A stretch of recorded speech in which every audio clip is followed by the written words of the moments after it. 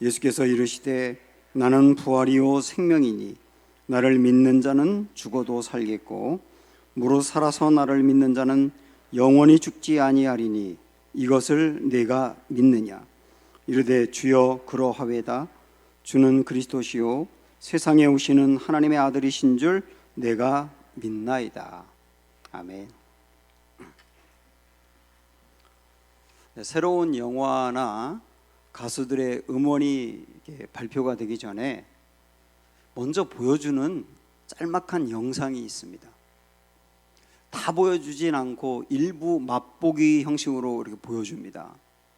그걸 보면 호기심이 자극이 되고 그리고 관심이 유발이 되면서 본 제품이 나왔을 때 보고 사는 일이 많거든요.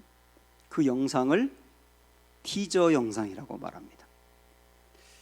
나사로가 죽었다가 살아났다라고 하는 그 이야기는 앞으로 예수님의 부활과 우리의 부활을 미리 보여주는 티저 영상이라고 할 수가 있어요.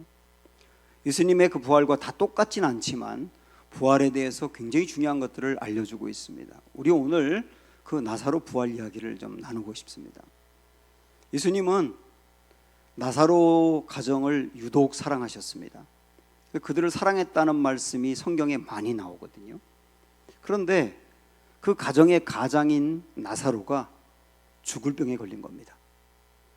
나사로의 두 여동생은 예수님이 어디 계신지를 수소문하고 사람들을 보내서 예수님에게 빨리 와달라고, 우리 오빠가 죽어가니까 살려달라고 이렇게 요청을 합니다. 그런데 우리 예수님은 어찌된 일인지 금방 가지 않고 일부러 시간을 지체하다가 나사로가 죽고 난 뒤에 장례까지 치른 다음에 가세요.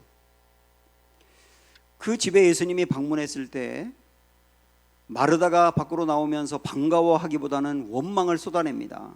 아니 예수님, 지금 오시면 어떡합니까? 우리 오빠가 죽어갈 때 오셔서 살려내셨어야죠. 다 죽었는데 지금 오시면 뭐합니까?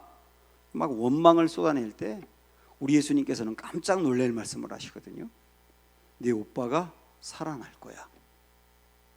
바로 이때 예수님의 이 말씀을 들은 마르다가 24절에 보면 이렇게 말합니다. 마르다가 이르되 마지막 날 부활 때에는 다시 살아날 줄을 내가 뭐라 그랬어요? 아나이다 그랬어요. 믿나이다 그런 게 아니고 아나이다. 여기 안다는 말은 헬라어로 오이다라고 하는 단어를 쓰는데 경험을 통해서 아는 게 아니라 지식으로 안다는 뜻입니다. 예를 들어서 여러분 문재인 대통령 다 아시죠? 다 압니다. 우리 그분이 어떤 분인지, 그분의 철학과 그분이 또 어떻게 정치하는지 알고 있어요. 그러나 우리가 알고 있는 것은 지식으로 아는 거죠. 그런데 어떤 분들은 문 대통령을 실제 만났고 교제하면서 경험을 통해서 그분을 알기도 해요. 마르다가 우리 오빠 나중에 살아날 겁니다, 나 그거 압니다 라고 말할 때 안다고 하는 것은 경험을 통해서 아는 게 아니라 지식으로 안다는 뜻이에요. 그래서 그렇게 알고 있습니다지 믿습니다가 아니에요.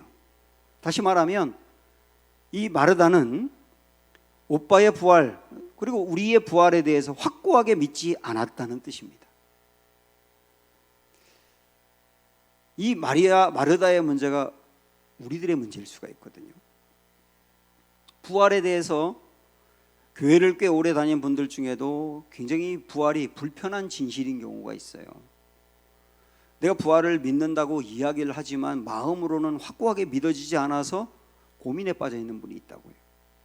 교회를 꽤나 오래 다녔고 말씀을 많이 접했습니다마는 이 사실이 내게 확연히 받아들여지지 아니하며 지식이긴 한데 실제가 안 되는 분들이 있단 말입니다.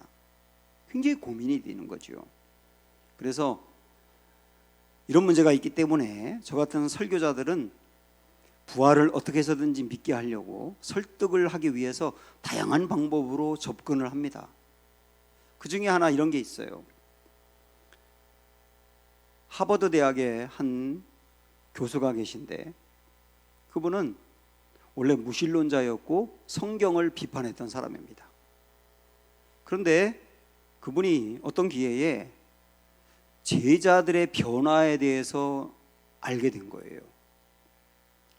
예수님의 제자들이 예수님이 십자가에 돌아가실 때 다 도망갔지 않습니까? 그리고 문고리를 걸어 잠고 숨어 있었잖아요. 이유는 뭐냐면 죽음이 두려워서예요. 분명히 그랬던 제자들인데 이 제자들이 어느 순간 밖으로 뛰쳐나와서 사람들에게 예수님이 부활했다고 이야기하면서 그들을 전도하는 거예요.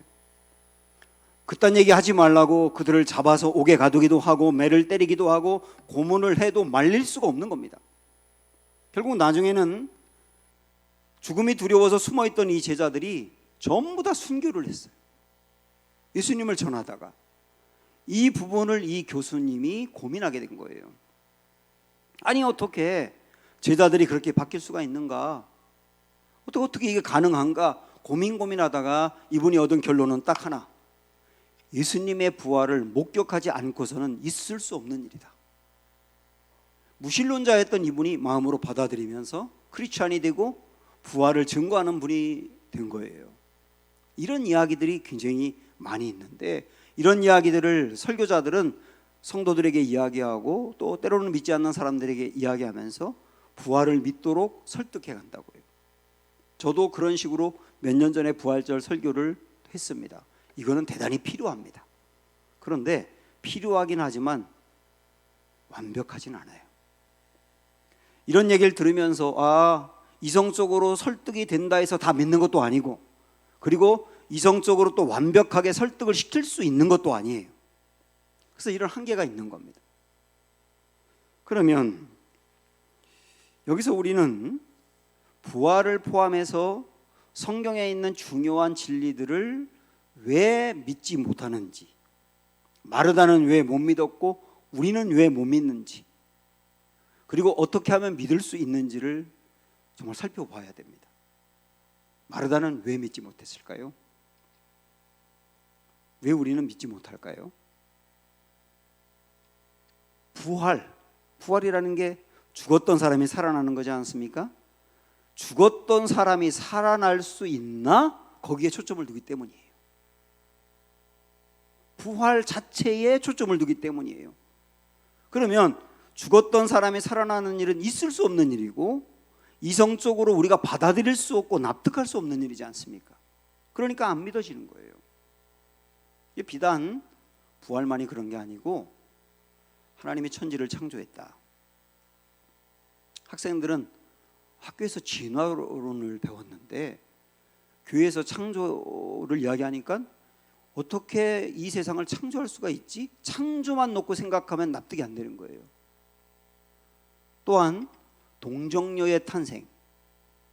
예수님이 동정녀의 몸에서 탄생했다. 아니 어떻게 남녀의 결합이 없이 생물학적으로 여자의 몸에서 아이가 태어날 수 있나? 이건 있을 수 없는 일이야. 동정녀 탄생이 가능해? 이것만 생각하면 믿지 못하는 거예요. 성경에 나와 있는 그 허다한 기적들 있지 않습니까? 그 많은 기적들도 똑같습니다. 그것만 생각하면 있을 수 없는 일이잖아요. 예수님이 다시 오신다 하는 말씀도 아니 어떻게 다시 오시냐? 이게 말이 돼? 천국, 지옥 있을 수 없어. 그렇게 되는 거거든요. 그러니까 부활이 가능해? 창조가 가능해? 기적이 가능해? 이 말이 돼? 이렇게 생각하면 믿지 못한다는 거예요. 결국 마르다의 문제도 거기에 빠져 있는 것이죠. 우리의 문제도 그럴 수 있고요. 그래서 우리 예수님은 마르다에게 부활을 믿도록 하기 위해서 굉장히 중요한 말씀을 하십니다. 자, 25절 26절을 읽어보시면 예수께서 이르시되 나는 부활이요 생명이니 나를 믿는 자는 죽어도 살겠고 무릇 살아서 나를 믿는 자는 영원히 죽지 아니하리니 이것을 내가 믿느냐? 이렇게 말씀하셨어요. 여기서 우리 두 번째 줄에 있는 죽어도 살겠고를 생각을 해보시죠. 죽어도 살겠고 얼마나 엄청난 말씀입니까? 여기 앞에서 죽어도는 우리 육신이 죽어도예요. 뒤에 살겠고는 영원히 사는 거예요. 육신의 죽음으로 끝이 아니구나. 죽음 다음에 사는 길이 있구나. 이런 말씀 아닙니까? 그 다음에 또 그 밑에 내려오면 끝에 영원히 죽지 아니하리니 그렇게 말씀하셨어요. 영원히 죽지 않는 길이 있구나.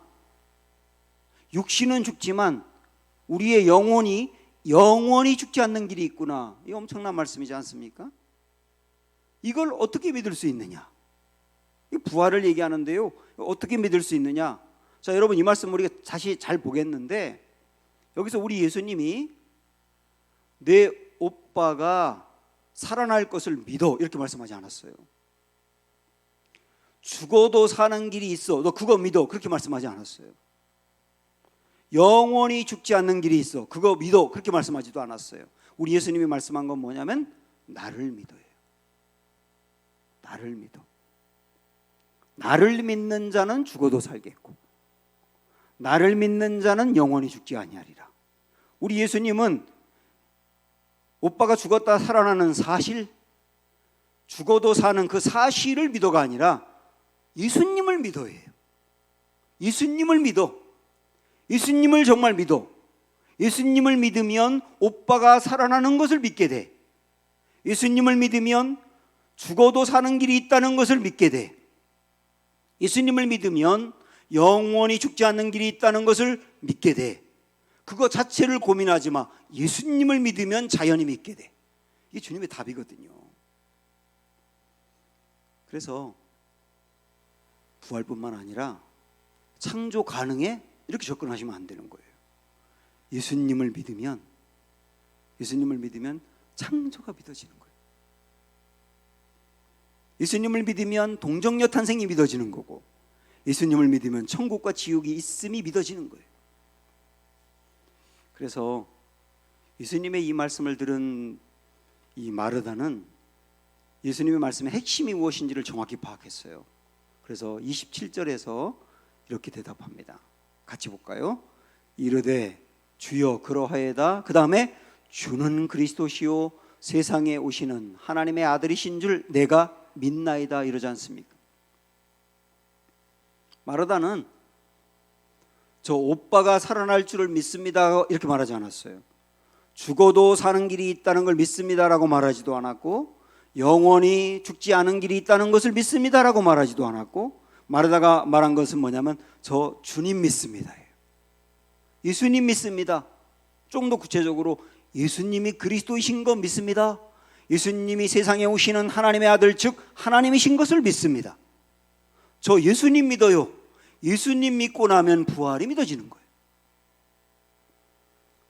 저는 모태신앙으로 태어났거든요. 그리고 주일날 예배를 빠진 적이 단 한 번도 없습니다. 어릴 적부터 우리 가정에서는 아버지가 장로님이셨기 때문에 계속 가정 예배를 드리도록 했고, 가정 예배 때마다 아버지가 말씀을 주셨어요. 근데 거의 우리들에게 성경의 말씀을 주입했어요. 근데 그때는 그게 싫었는데 나중에는 그게 큰 도움이 되더라고요. 그런데요, 모태신앙이고 매일 가정 예배를 드리면서 예수님 이야기를 들었고, 제가 중학교 때 중등부 회장으로 있었고 그랬는데도 예수님을 만나지 못했어요. 고등학교 2학년 때까지. 그러다가 고등학교 2학년 수련회에서 예수님을 인격적으로 만났습니다. 전도사님의 말씀을 들으며 말씀이 마음으로 받아들여졌고, 성령 체험을 기도하는 중에 강하게 하면서 제가 거듭난 그리스도인이 된 거예요. 그런데 제가 그 수련회가 있기 전에 부활에 대한 말씀을 들으면 에이, 부활이 있을 수 없는 일이지, 어떻게 사람이 죽었다가 살아나, 이랬었는데, 참 놀라운 것은 뭐냐면 제가 수련회에서 예수님을 만나고 나니까 부활이 그냥 믿어지는 거예요. 그때 알았습니다. 부활 자체를 놓고 고민할 게 아니라 예수님을 믿으면 믿어진다. 그럼 이게 굉장히 중요한 우리들의 말씀이기 때문에 이 말씀을 가지고 조금 더 이렇게 적용을 해봤으면 좋겠어요. 사도행전 16장에 보면 바울이 복음을 전하다가 빌립보 감옥에 갇힙니다. 그리고 밖에서 간수가 지키고 있었어요. 그런데 밤에 옥문이 갑자기 열리면서 바울이 거기서 탈출하지 않습니까? 그리고 간수가 갑자기 여기를 봤을 때 옥문이 열려 있고 그 안에 있어야 될 죄수들이 없어진 것을 보고서 간수가 어떻게 하느냐면 분명히 이것에 대한 책임을 자기가 져야 되기 때문에 직장을 잃을 겁니다. 직장을 잃게 되면 자기 가정이 앞으로 어떻게 살아야 될지 막막한 거예요. 그리고 어쩌면 자기가 이 책임을 지고 죽을 수도 있다고 하는 생각을 가지니까 현실적인 압박과 두려움 때문에 그걸 견디지 못하고 자결하려고 합니다. 그런데 도망간 줄 알았던 이 바울이 갑자기 나타나서 자결하려고 하는 이 사람을 말리거든요. 그때 이 사람이 바울에게 뭐라고 질문하냐면 내가 어떻게 해야 구원을 받습니까? 이렇게 물어봐요. 여기서 말하는 구원이라고 하는 것은 영혼의 구원을 말하는 것이 아니고 내가 지금 현실의 압박과 두려움으로 견딜 수가 없는데요, 어떻게 하면 여기서 벗어날 수 있을까요? 내가 죽을지도 모른다라고 하는 두려움 때문에 내가 이것을 벗어날 수가 없는데요, 공포 때문에 내가 너무나 힘들고 어려운데요, 차라리 죽는 게 낫겠다고 생각하는데요, 여기에서 벗어날 수 있는 길이 뭡니까? 라고 물어보는 게 어떻게 하면 구원을 받을 수 있습니까? 라고 하는 질문이거든요. 그 질문에 대해서 바울이 조금만 견디세요. 그러면 나아질 거예요. 지금 힘들고 어려워도 더 좋은 일이 생길 겁니다. 이렇게 말하지 않았어요. 이 현실적인 압박과 두려움과 마음의 공포와 죽을 것만 같고 차라리 죽는 것이 나을 것만 같은 이 상황에서 벗어날 수 있는 길이 뭐라고 말씀했느냐? 그 유명한 이 말씀이에요. 주 예수를 믿으라. 그리하면 너와 내 집이 구원을 받으리라. 우리 예수님의 답이 뭐냐면, 우리 바울의 답이 뭐냐면 주 예수님을 믿으라예요. 예수님이 당신의 주 되심을 믿으라. 지금까지 당신이 예수님을 몰랐지만 이제 예수님이 내가 믿는 분이 그분인데 그분을 당신도 믿으시오. 그분은 당신의 주인이 되실 것이오. 그것을 믿으세요. 그러면 당신도 살아나고 당신의 집도 살아나고 당신의 마음도 살아나게 될 거예요. 주 예수를 믿으라가 답이거든요. 주 예수를 믿으라. 지금 어쩌면 이 간수처럼 현실의 문제 때문에 눌려있고 압박을 느끼며 두려움 가운데 빠져있고 정말 사는 게 힘들다 이렇게 느끼는 분들이 기도하면서 하나님 여기서 저를 살려주세요. 어떻게 하면 살 수 있을까요? 힘주세요. 이렇게 기도하는데 우리 주님의 말씀은 뭐냐면 주 예수를 믿으라요. 예수님이 당신의 주인이다. 생명을 주관하는 분이 그분이다. 그걸 믿으라는 거예요. 주 예수를 믿으라라고 하는 말은 주님의 방법과 때와 하시는 일을 믿으라는 뜻이에요. 그분의 방법을 믿고 그분의 때를 믿고 그분의 하시는 일이 옳은 것임을 믿으라예요. 그러면 기다릴 수 있다는 거죠. 이게 바로 주 예수를 믿으라를 우리 삶에 적용하는 거예요. 사랑하는 여러분, 우리 주님이 마르다에게 나를 믿는 자는 이렇게 말씀하시면서 네가 믿느냐 물어봤지 않습니까? 오늘 우리에게도 주님이 똑같이 질문하세요. 예수님을 믿느냐? 예수님의 주되심을 믿느냐? 예수님이 그리스도이심을 믿느냐? 예수님이 하나님이심을 믿느냐? 여러분 뭐라고 대답하시겠어요? 예수님을 믿습니다. 우리의 대답이 되기를 축원합니다. 그러면 된다는 거예요.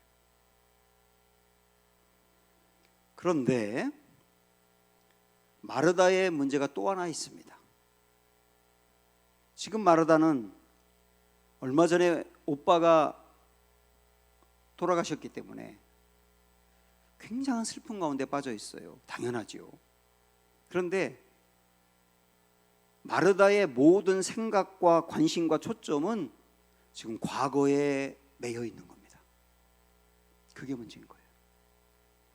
그래서 우리 예수님이 이 마르다의 집에 찾아왔을 때 마르다가 21절에서 이렇게 말하잖아요. 마르다가 예수께 여짜오되 주께서 여기 계셨더라면 내 오라버니가 죽지 아니하였겠나이다. 예수님이 빨리 오셨어야 돼요. 예수님이 빨리 오셨으면 내 오빠 죽지 않았어요. 예수님이 진즉에 오셨더라면 지금 여기에 오빠가 있었을 텐데, 예수님 때문에 일이 일어난 거잖아요. 원망을 예수님께 쏟아내면서 지금 마르다의 모든 생각의 초점은 과거에 있다고요. 과거에 있었던 슬픈 일에 묶여 있다고요. 여기서 벗어나질 못하는 거예요. 우리 중에도 과거에 어려운 일 겪었던 분들이 그 과거에 계속 묶여 있는 경우가 있거든요. 과거에 받았던 상처를 지금도 끌어안고 계속 과거에 내 생각이 가 있는 경우가 굉장히 많습니다. 이것을 과거에 묶여 있다고 말해요. 되돌릴 수가 없습니다. 이미 끝난 일이고 이미 지나간 일이기 때문에 내게 바뀔 게 없어요. 그런데도 거기에 묶여 있는 거예요. 이게 마르다의 문제거든요. 그래서 예수님이 이 마르다에게 내 오라버니가 살아날 거야, 이렇게 말씀하셨어요. 그러니까 그 말을 듣고 마리아가 이번에는 24절에서 이렇게 말합니다. 마르다가 이르되 마지막 날 부활 때에는 다시 살아날 줄을 내가 아나이다. 아까 봤던 말씀이죠. 아나이다, 그것도 문제였지만 예수님의 그 말을 듣고 마르다가 뭐라고 하느냐면 마지막 날 부활 때에는 그럴 수도 있겠죠. 그러니까 마르다는 과거에 묶여 있다가 예수님의 말씀을 듣고 미래의 생각이 가 있는 거예요. 다시 말하면 과거가 있고 미래가 있지만 마르다에게 현재가 없어요. 마치 우리가 말입니다, 과거에 어려운 일을 겪고 그 어려운 일 때문에 지금도 계속 슬퍼하고 힘들고 눌려 있는데 말씀을 들으면서 미래에 대한 소망이 생겨요. 미래에 잘 될 거야, 좋은 일 생길 거야. 과거가 있고 미래가 있는데, 그런데 그 미래에 대한 어떤 소망이 현재에 도움이 안 되는 경우가 있어요. 여전히 지금은 그대로 슬퍼하는 거예요. 이게 마르다의 문제라는 겁니다. 어쩌면 우리의 문제일 수도 있고요. 그래서 우리 예수님께서는 과거와 미래가 있지만 현재가 없는 이 마르다에게 25절에서 이렇게 말씀하시거든요. 자, 우리 다 함께 같이 읽어볼까요?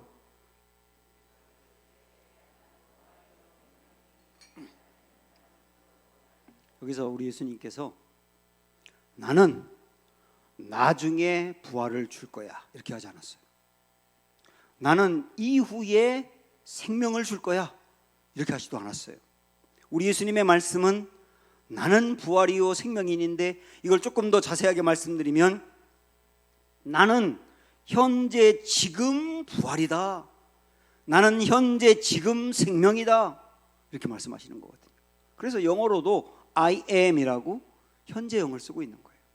나 부활인데 나중에 부활이 아니라 지금 부활이다. 나 나중에 생명이 아니고 지금 생명이다. 너에게 현재의 이 부활 신앙이 너를 회복시켜야 된다, 이렇게 말씀하고 있는 거거든요. 그래서 저는 이 말씀을 이렇게 보면서 오늘 설교의 제목을 오늘 부활하라, 이렇게 정해서 오늘 부활하라. 예수님이 부활하신다는 것, 그리고 나중에 부활한다는 것, 이게 지금 분명한 사실이거든요. 예수님 과거에 부활한 거 분명한 사실이고, 우리가 나중에 부활한다는 것도 분명한 사실입니다. 그러나 부활신앙이라고 하는 게, 그래 내가 살다가 나중이 되면 부활하겠지라고 하는 게 무슨 보험을 드는 것처럼 하는 건 아닙니다. 사람들이 지금은 괜찮지만 나중에 혹이나 있을 수 있는 사고라든지 질병을 위해서 보험을 들어주지 않습니까? 내가 나중에는 부활할 거야 라고 하는 게 무슨 보험을 드는 것 같은 게 아니고 현재 오늘 이 자리에서 나에게 역사하는 신앙이라고요. 그래서 바울은 빌립보서 3장 10절에서 이 중요한 말씀을 하시거든요. 내가 그리스도와 그 부활의 권능과 그 고난의 참여함을 알고자 하여 그의 죽으심을 본받아, 이랬는데요. 그래서 좀 집중해서 보면 여기에 이제 부활의 권능이라고 하는 거 하나만 놓고 보면 바울이 그러는 겁니다. 나는 부활의 권능을 조금 뒤로 넘어가면 알고자 하여 이렇게 나가는 거거든요. 부활의 권능을 알고자 하여. 여기서 안다고 하는 말이 또 나왔는데 아까 마르다가 오빠가 마지막 날에 부활할 것을 아나이다라고 말할 때 그 안다는 것은 정보와 지식으로 안다는 거였잖아요.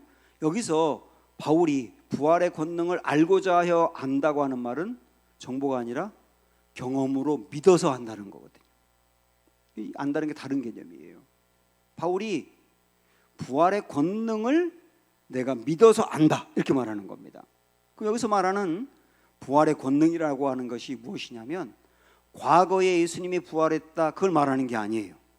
나중에 나도 부활할 거다 그걸 말하는 게 아니에요. 여기서 부활의 권능이라고 하는 말은 뭐냐면 부활하셔서 지금 믿는 자들 안에서 역사하시는 그리스도의 능력이에요. 다시 한번 부활하셔서 지금 믿는 자들 안에서 역사하시는 그리스도의 능력, 그게 뭐라고요? 부활의 능력이라. 그 부활의 능력을 마음으로 확신하는 사람은 굉장한 힘을 얻게 되어 있습니다. 이게 오늘 부활하는 거예요. 바울이 살던 당시에는 세상을 움직이는 두 개의 사상이 있었습니다. 하나는 그리스 사상. 그리스 사상의 핵심은 지식이 권력이다예요. 많이 아는 것이 권력이다. 그래서 많이 아는 사람이 존경을 받았고 많이 알기 위해서 사람들은 그렇게 열심히 공부했고 그러다가 그리스의 철학이 많이 나왔어요. 지식이 권력이다거든요. 그런데 또 하나 두 번째 사상은 로마인데요. 로마의 사상은 힘이 권력이다. 힘이 선이고 힘이 정이다. 힘을 갖고 있는 사람이 하는 게 정이에요. 그러다 보니까 로마의 사람들은 너나 할 것 없이 힘을 키우기 위해서 애를 썼습니다. 그러니까 이때 당시의 사람들은 많이 배우고 알아서 권력을 갖든지 아니면 힘을 길러서 권력을 갖든지 여기에 온갖 초점을 두고 많이 알고 많이 힘을 길렀으면 거기에서 자존감을 얻고 그 아는 거와 힘이 적으면 주눅 들고 이러는 때였다고요. 근데 이때 바울이 그러는 거예요. 나를 지탱하는 힘, 그 힘이 있답니다. 나를 지탱하는 힘, 그리고 수많은 고난 속에서도 나를 다시 벌떡 일어서서 달려가게 하는 힘, 그 힘이 있대요. 그 힘이 뭐라고 말하냐면 부활이라고. 부활. 내 안에 부활의 확신, 그 부활의 확신이 지금 나에게 강력하게 역사해서 그게 나를 지탱하고 있고 그게 고난을 이기게 하는 강력한 힘이 되고 있다. 그래서 나 어렵지만 넘어지지 않는다. 이걸 말하고 있는데 이게 바로 부활의 권능입니다.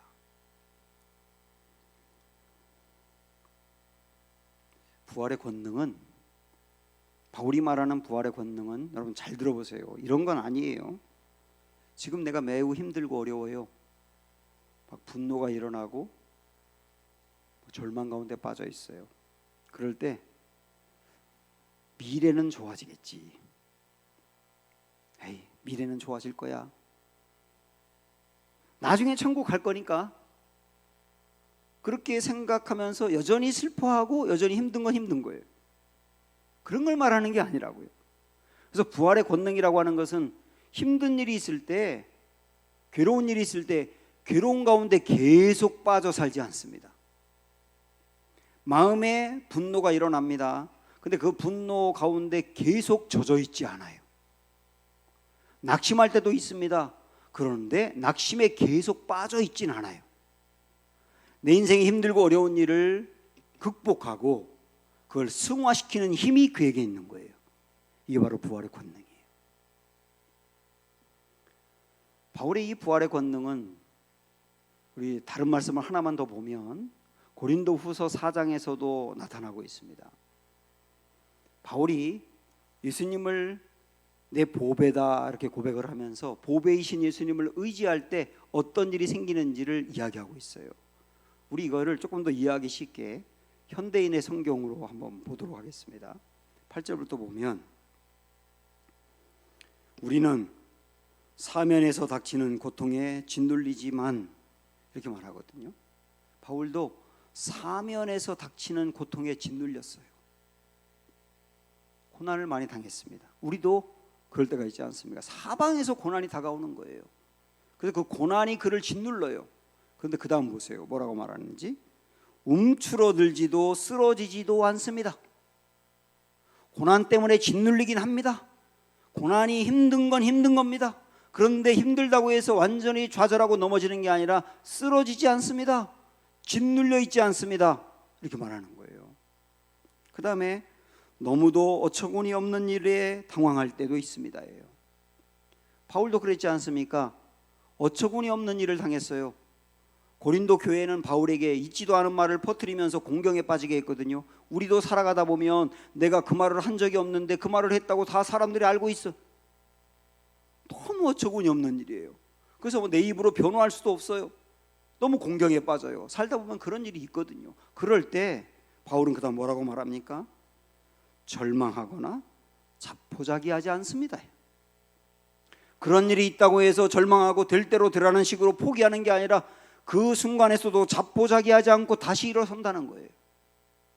9절에 보면 우리가 박해를 받을 때도 하나님께서는 결코 우리를 버리지 않습니다.